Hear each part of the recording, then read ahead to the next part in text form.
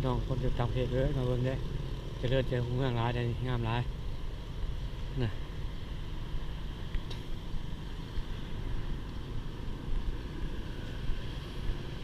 ตัวนี้ตัดออกไปถนนตัดใหม่ตัดออกไปวัดไปออกบ้านฟ้ายนี่กี่ทั้งยกพลานวัดฟ้ายจะมาเนี่ยโค้งคนนี้โค้งนี่ตัดซื้อเรื่อยๆเขาเอาวัดฟ้ายเลยแต่คุบยังก่อนมันจะไปโค้งทีไป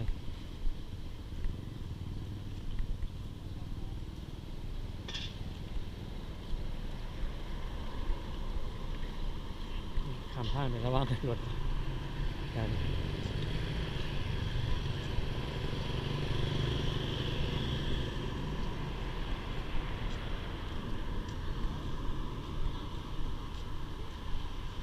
นี่งามอยู่ดี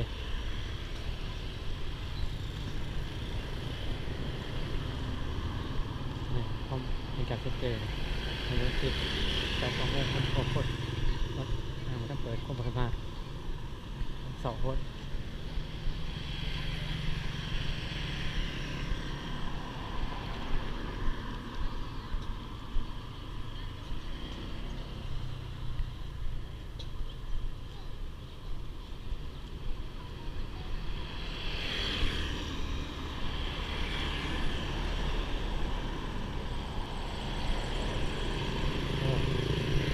8:03มันมาหอดนะ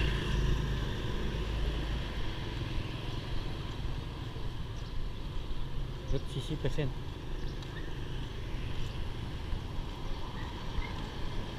สำหรับผลิตภัณฑ์นี้ราคานี้ลด 40%8:03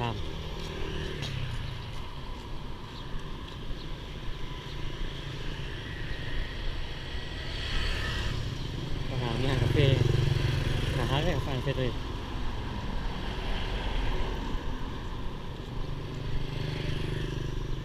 โอ้โรงแรมตัวเด็ดแล้วทำเลยจ้ะ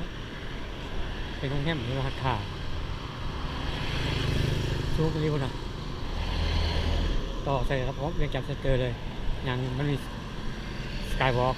อย่างหากันว่าเรียงจับเซ็นเตอร์กับโรงแรมเรียกว่าชื่อยังโรงแรมถ้าประเภทแล้วเนาะ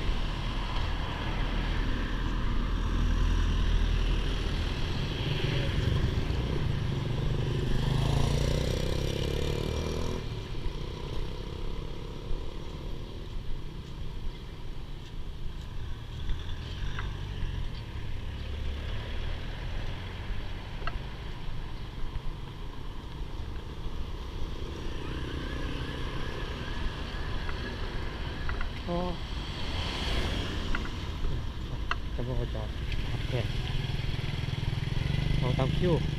นี่ติดป้ายไว้แล้วนี่เดี๋ยวติดป้ายไว้แล้วรถกระทรวง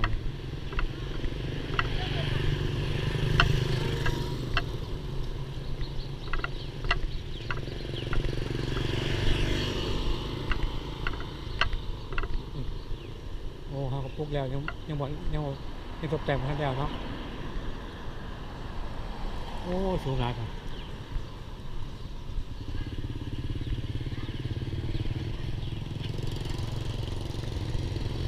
เดี๋ยวตัดพอดอะไรบัดไฟอะไรเพื่อนนี่โอ้งามเลยสูงหลาย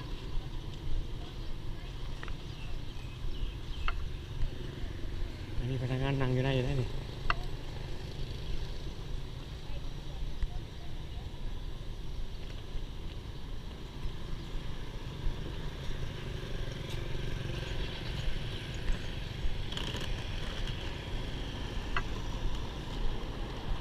โอ้ตรงนี้เป็นรถชิ้นนี่ขายกันขายดอกไม้ดอกตองรถชิ้นแล้วมัน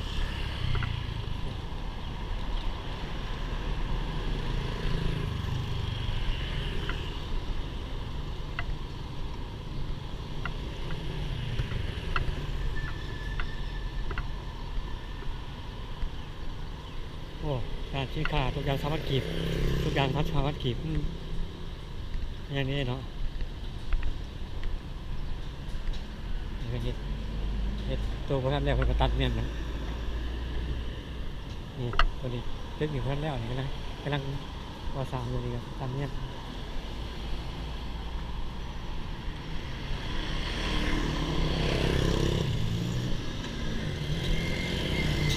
งจากตรงนี้แล้วเลย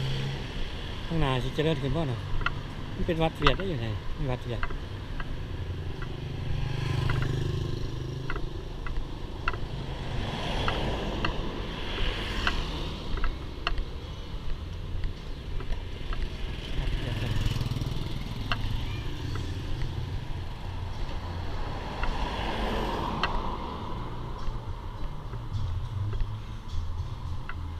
เนี่ยมีร้านไอเซาเล็กร้านนี่เล็กร้านนี่เราเป็นนักเตะบอลทีมชาติเก่าไอ้เจ้าเป็นชาติเปลี่ยนให้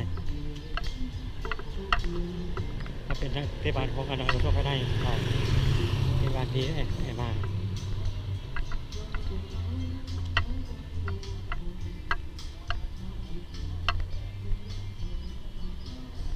บริหารหลักสำหรับ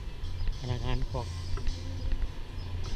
3 รอบพวกพนักงานที่อยู่ใกล้ๆมากินที่เนาะตอนเที่ยงสงสัยคือเสียบคนกินหลายเพราะไอ้วิ่งกินอาหารบ่ได้เนาะกินอาหารแกลำเพราะเป็นพยาธิในร่างกายเบิ่งแต่ว่าเป็นคนกินหลายเสียคือสิแข็งคือสิแซ่บนะครับฮอดคิวรถต่างๆนะคิวรถแถวนี้ซับซ้อนหลายอาจจะยางกายไปบ่เลยโหไม่ใช่ใจดีขนาดนั้น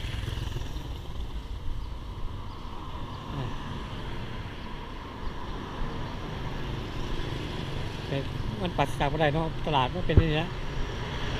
มันต้องซับซ้อนอันนี้ตลาดอ่ะอันนี้มันถือว่ามันจะชันดีตะกี้โอ้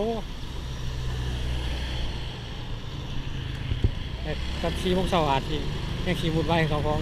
ก็ซัดลงมาหยาดซัดนั้นมาซื้อต่อจากไม่ค้าไปขายต่อเด็ไม่ค้ามาซื้อต่อเอาที่ขามันจะเสามาลง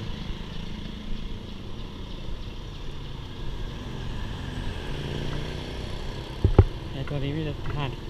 านข้าวไปแถวเลยนั้นตึกของของกระทรวงสาธารณสุขมาเนี่ยเราจัดสรรดีงามก็ดีงามคือปุ๊บงามเป็นงาม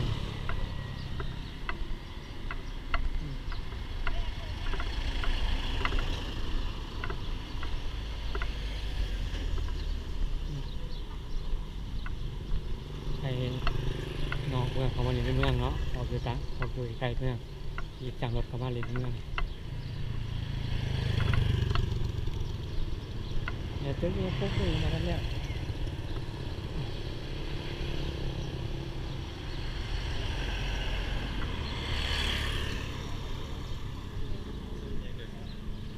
หลับเศร้าขายปจีเนาะคิวรถอยู่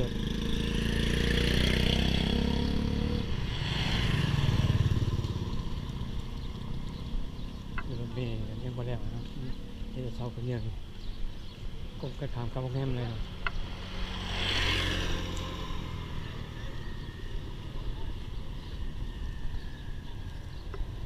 กบกระถามโรงแรมเนาะโรงแรมเหมือนเดิมอันนี้นั่นเองโรงแรมของโรงแรมคือนี่อยู่ในการก่อสร้างเลยนี่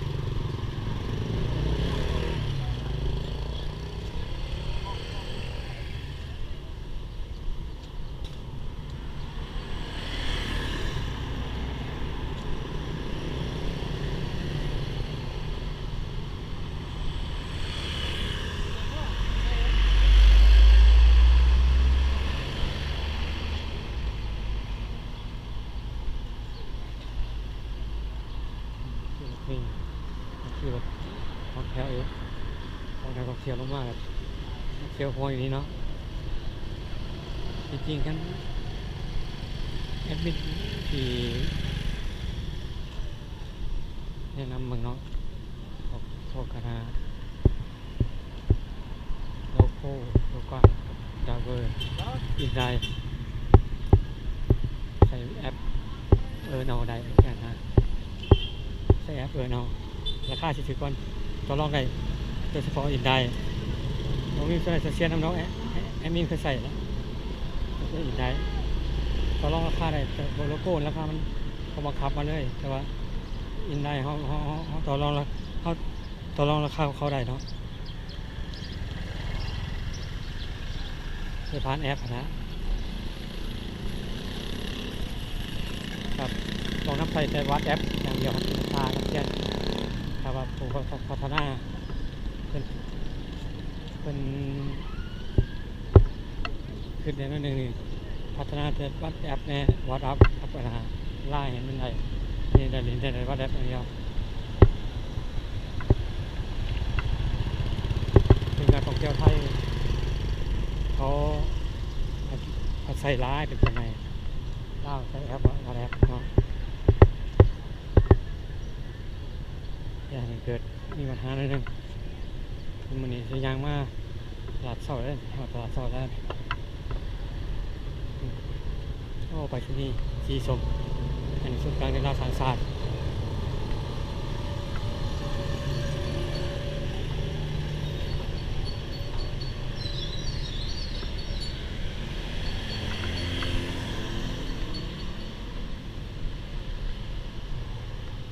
สีสวยงามอยู่เนาะ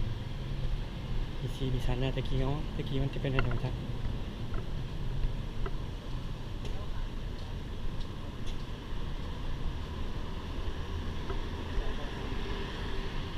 หน้าบ้านตลาดเสาแล้ว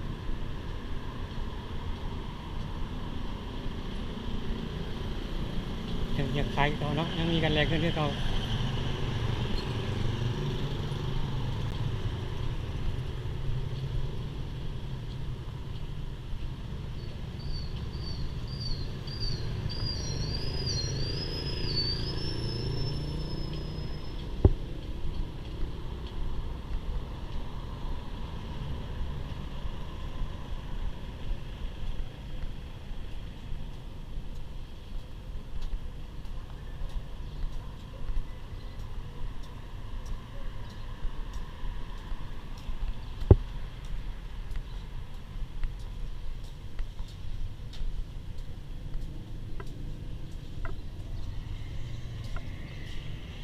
ทำกัน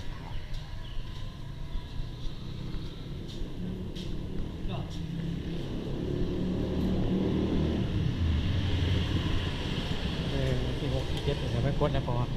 ปิดธนาคารวันที่8จากเยี่ยมเขาเรื่องแค่วันที่เนาะ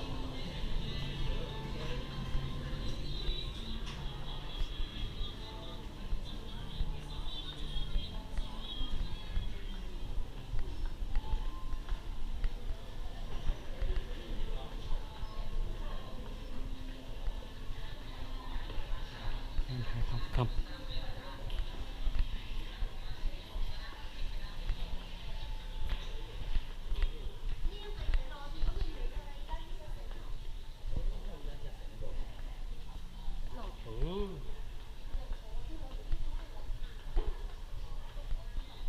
ธนาคารมันจะต้องทำงานติดกันปวดแล้วนะ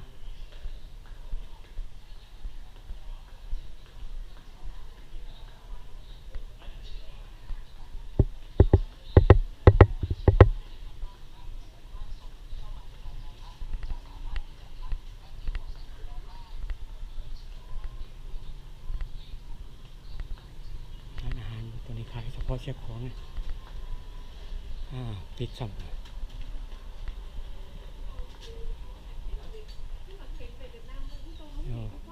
ท่องเที่ยวไปทำมาเที่ยวไรเนาะ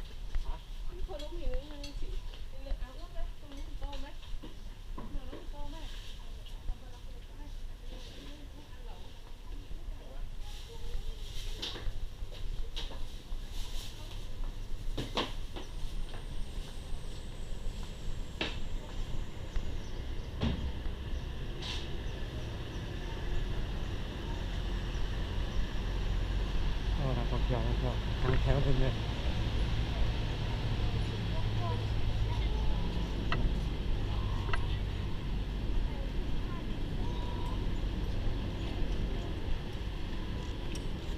เดี๋ยวไปยังข้างในแล้วพอปิดแล้ว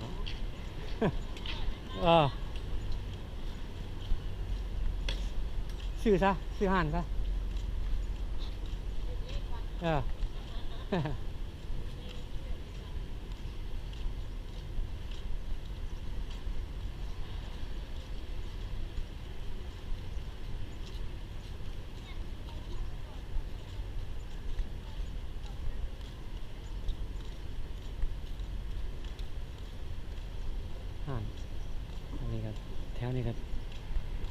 มางเฮือนเลยปลาที่เวลาตะแพนเห็ดหยังแล้วเขาก็เลยมาเห็ดอันนี้เนาะ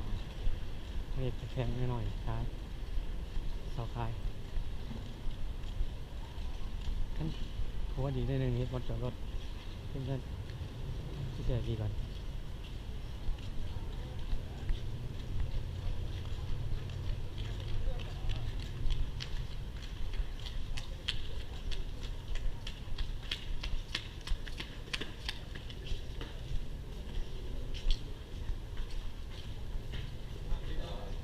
เห็นเบิดตัวเมื่อคืนนี่นะมีกวนอย่างกับไปมันเกิดมีกวนต่อเข่ง นะ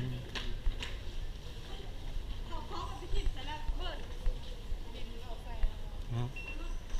มาวันนี้ก็สิขอปิดไปเพียงตัวนี้เด้อผมขอบใจที่เบิ่งชุดๆกดแชร์กดไลค์กด subscribe นี่เด้อขอบคุณครับบ๊ายบาย